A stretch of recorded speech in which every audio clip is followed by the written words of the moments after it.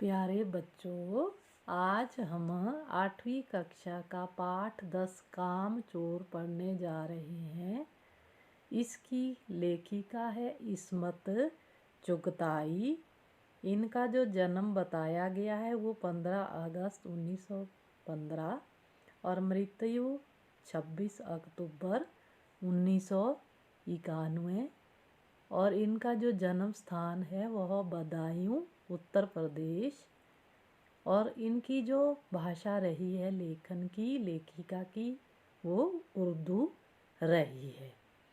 तो आज हम इन्हीं की लिखी हुई कहानी पढ़ेंगे, कामचोर। अब कामचोर जैसे कि इसका शीर्षक दिया गया है, तो कामचोर का मतलब होता है काम से जी चुराने वाला। तो इसमें ऐसे ही आलसी बच्चों की कहानी दी गई है जो काम से जी चुराते हैं और अपना काम स्वयं ना करके घर के नौकरों पर काम के लिए आश्रित रहते हैं। अब लेखिका ने अपने घर के ही बच्चों का इसमें एक तरह से वर्णन किया है। यह कहानी व्यंग्यात्मक रूप में हमारे सामने यहाँ पर रखी गई है। तो अब हम इस कहानी का आओ विस्तृत रूप से अध्ययन करते हैं।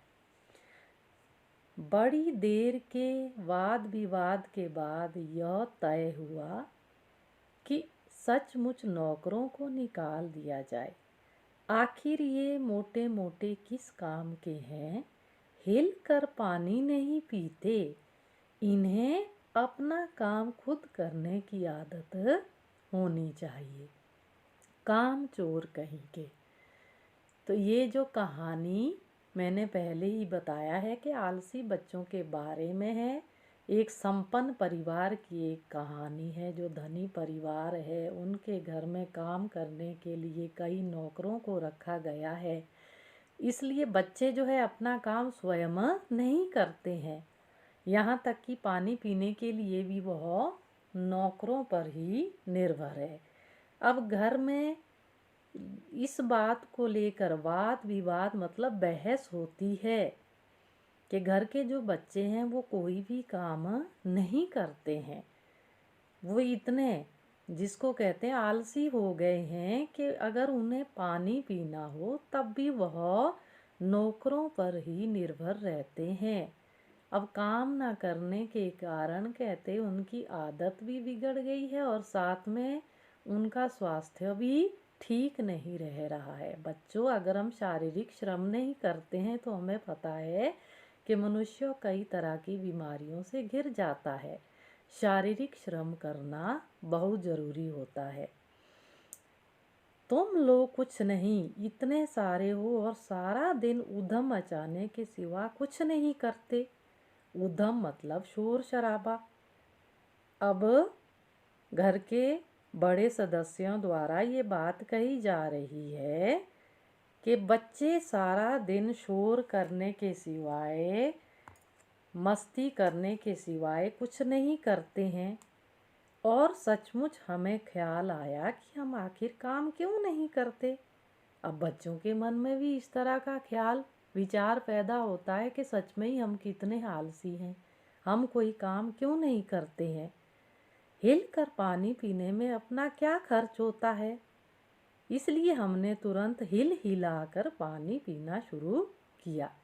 अब बच्चों को क्या लगा कि सच में ही हम पानी भी स्वयं नहीं पीते हैं। अब उन्होंने ये फैसला कर लिया कि हम पानी पीने के लिए स्वयं जाएंगे। बच्चों आगे पढ़ते हैं। हिलने में धक्के भी लग जाते हैं और हम किसी के दबैल तो थे नहीं कि कोई धक्का दे तो सह जाए। अब बच्चों ने काम करना शुरू किया तो सबसे पहला काम उन्होंने क्या किया कि वह पानी पीने के लिए स्वयं चले गए।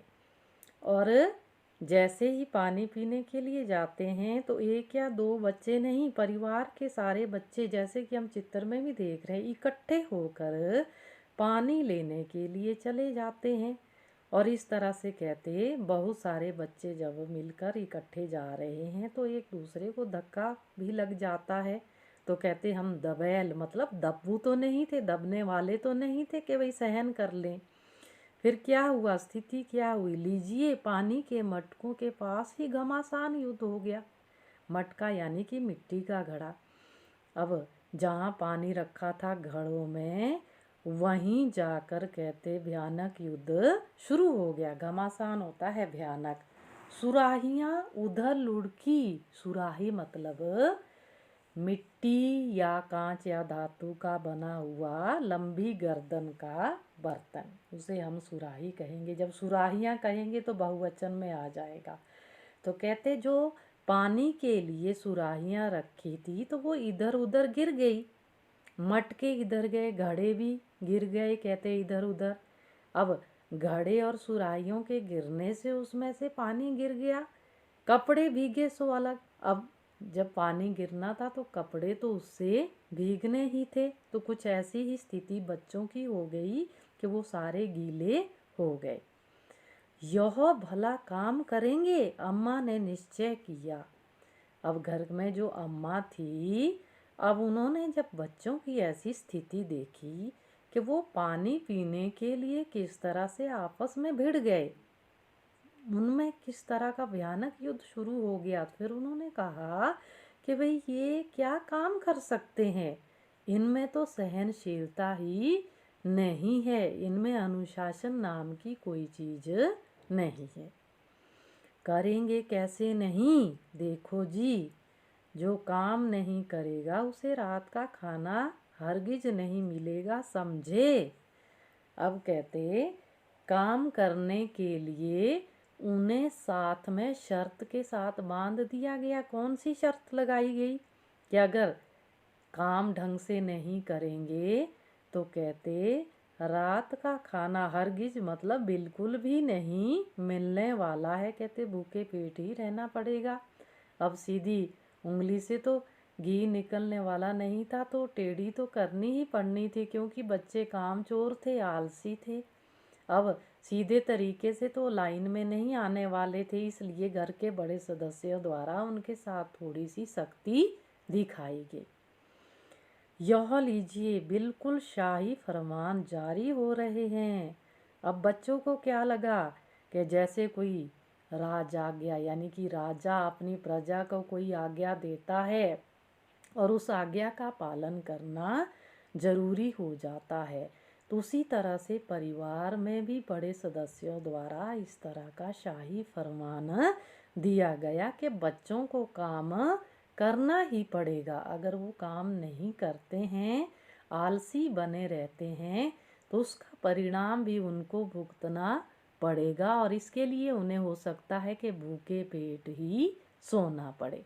तो ऐसी स्थिति कहते आ सकती है। तो बच्चों, ये हमने पाठ पढ़ा कामचोर का पहला जो भाग है। उम्मीद करती हूँ आपको समझ आया होगा। अब हम कठिन शब्दों के अर्थ फिर से एक बार जानेंगे। कठिन शब्द है वाद विवाद। हम पहले भी पढ़ चुके हैं, पाठ में पढ़ते हुए। बहस, उधम, मस्ती, दबैल, दब्बू, मटका, मिट्टी का घड़ा। जब मटके लिखेंगे तो बहुवचन में मिट्टी के घड़े आ जाएगा। घमासान, भयानक, सुराही, मिट्टी या कांच का लंबी गर्दन वाला बर्तन, हरगिज, बिल्कुल, शाही फरमान, राजा गया। तो हमने कामचोर पाठ का जो पहला भाग है बच्चों, वो आज पढ़ा। उम्मीद करती हूँ कि आपको समझ आया होगा और कठिन शब्दों के अर्थ भी आप समझ चुके होंगे। अब कुछ प्रश्न इसमें संक्षिप्त रूप से, वैकल्पिक प्रश्न जिनको हम कहते हैं, बहुवैकल्पिक भी बन सकते हैं। जैसे इसमें बन सकता है कि कौन इसमें काम चोर है, घर के बुजुर्ग है, नौकर है या फिर बच्चे हैं। तो इस तरह से आपको ये पता होना चाहिए कि काम चोर किसे कहा गया है इसमें। तो बच्चों, आपने जो गृह कार्य करना है, कठिन शब्दों के अर्थ लिखने हैं और इस पाठ को अच्छे से समझना है। धन्यवाद।